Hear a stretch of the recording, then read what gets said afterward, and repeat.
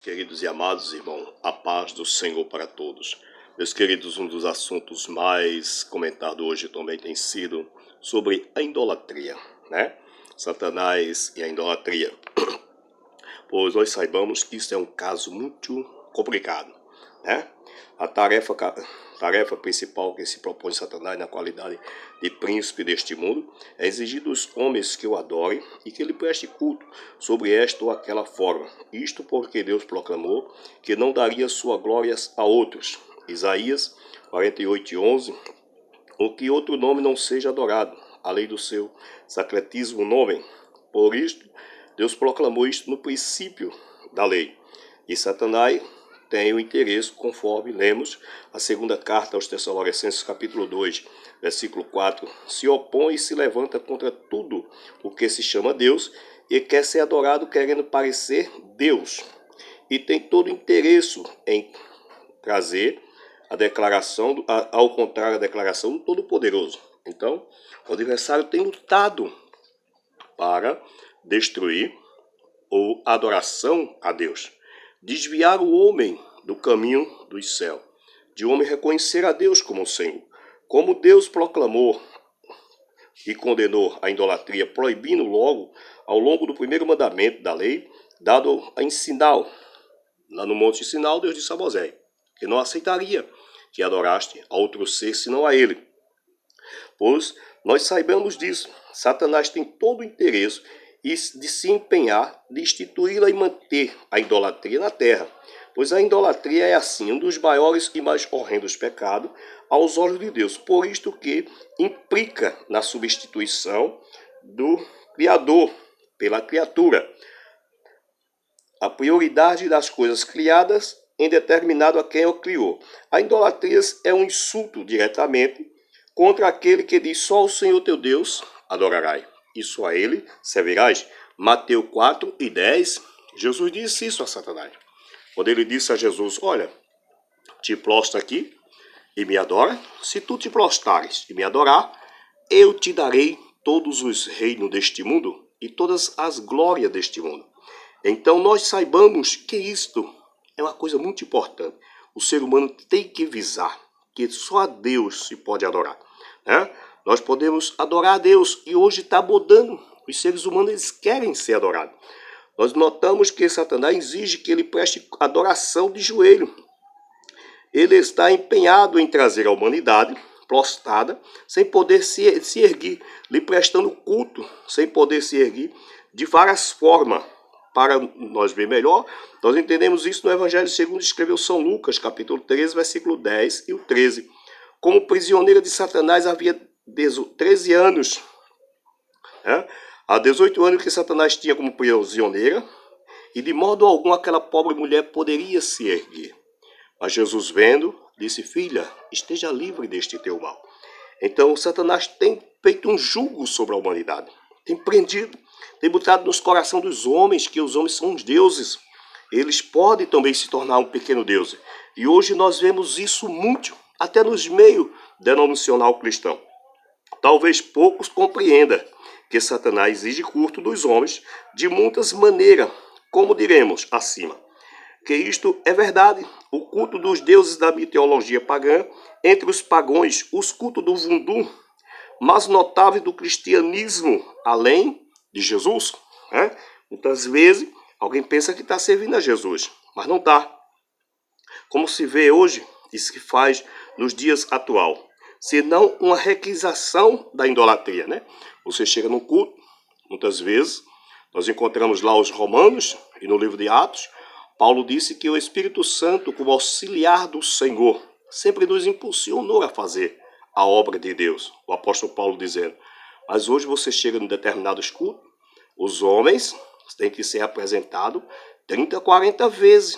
Se não mostrar eles, assim como me orienta seu fulano, seu reverendo, não voga. Isso é uma idolatria terrível. Por quê?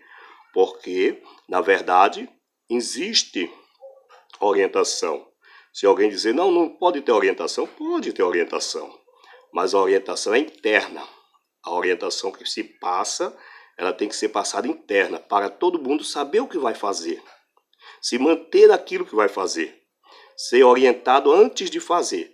Mas toda vez, até para você dar uma palavra, assim como me orientas, reverendo fulano, excelentíssimo, grandioso, majestoso mestre, isto aí é uma idolatria terrível. Embustidamente, Satanás já está botando no coração do homem: tu é grande, tu és um herói, tu é o Deus daqui, tu és o mito. E isso é uma prova de ídolo. A mesma coisa de eu pegar, meu bisavô morreu, eu pego lá, boto uma casinha e boto aqui, jazia meu bisavô, o nome, e boto alguém na porta e digo: fica pedindo dinheiro ao povo, dizendo que meu bisavô faz milagre. Embora que ele morrer não faz nada, mas o povo vai acreditar e vai mandar dinheiro para mim. Se não, a idolatria? A idolatria. Por trás está quem? A força mal. Então isto é perigoso. Talvez poucos compreendam isto.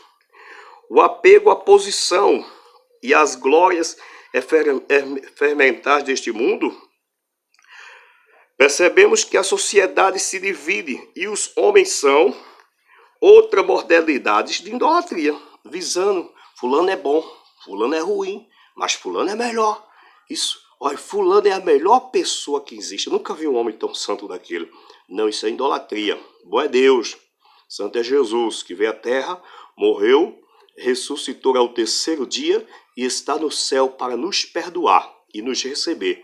E um dia vamos todos nos prostrar diante dele. Seja rico, seja pobre, seja nobre, seja plebeio, seja quem for. Sábio, analfabeto, científico, juiz, réu, legislador, todos irão se dobrar. Paulo diz: porque Deus nivelará a todos os homens pela sua reta justiça. Mas hoje o que mais se vê debaixo do céu é a idolatria, terrível.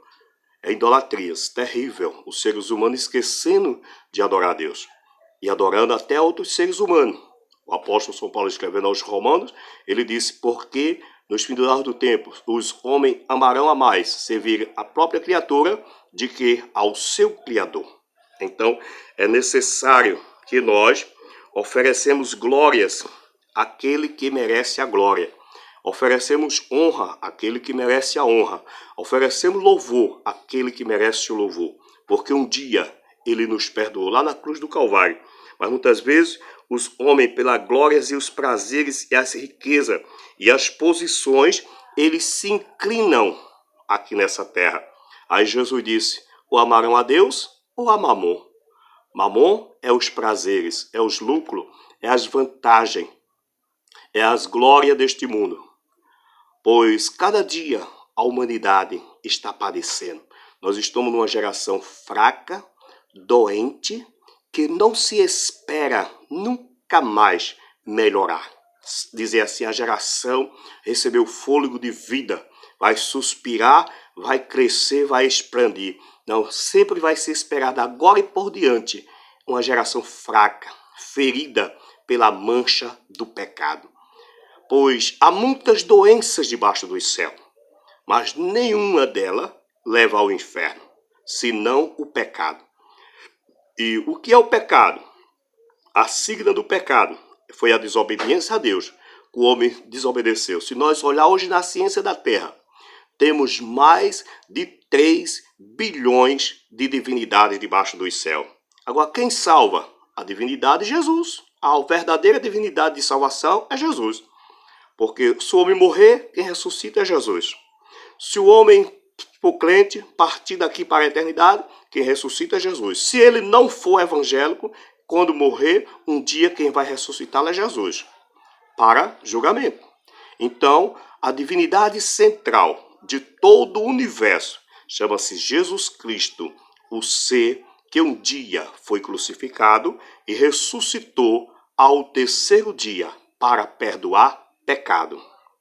Então nós precisamos disso em todo o mundo no geral, até no meio da nacional cristã, que muitas vezes os homens eles se fazem de um Deus e estão tirando a glória de Deus de entre nós o cristianismo também. Não só é o mundo, não podemos falar só de lá de fora, falamos no geral, que muitas vezes quando alguém erra, tem milhões de vozes para criticar, mas quando há também entre nós, todo mundo fica pensando: mas será que pode?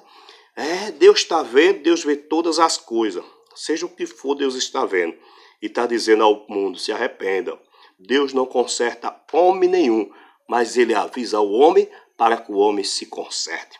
Se Deus consertasse o homem, ele tinha consertado. A primeira coisa que ele tinha feito era chegar lá no filho de Adão e dizer, vem cá, Caim, eu vou lhe consertar. Mas diz Caim, se o bem fizeres, não será aceito.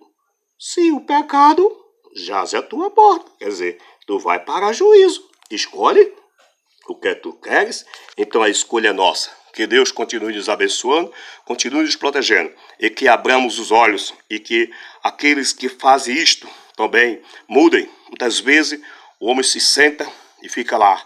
Reverendo fulano me orientou. Orientação existe, irmão, existe orientação. Existe orientação. Quem trabalha com obreiros, com essas coisas, ele tem que orientar realmente os obreiros, mas interno. Eu trabalhei um dia já com 76 obreiros, mas eu ensinava, agora é interno, porque lá no altar você tem que dizer, irmão, conforme o Espírito Santo nos dê a palavra, nos orienta, nos dê a graça, vamos orar e pedir para Deus falar conosco. Mas hoje os homens é diferente. Assim como me orienta fulano de tal, que é o Deus do altar, é o Deus que está em cima do altar.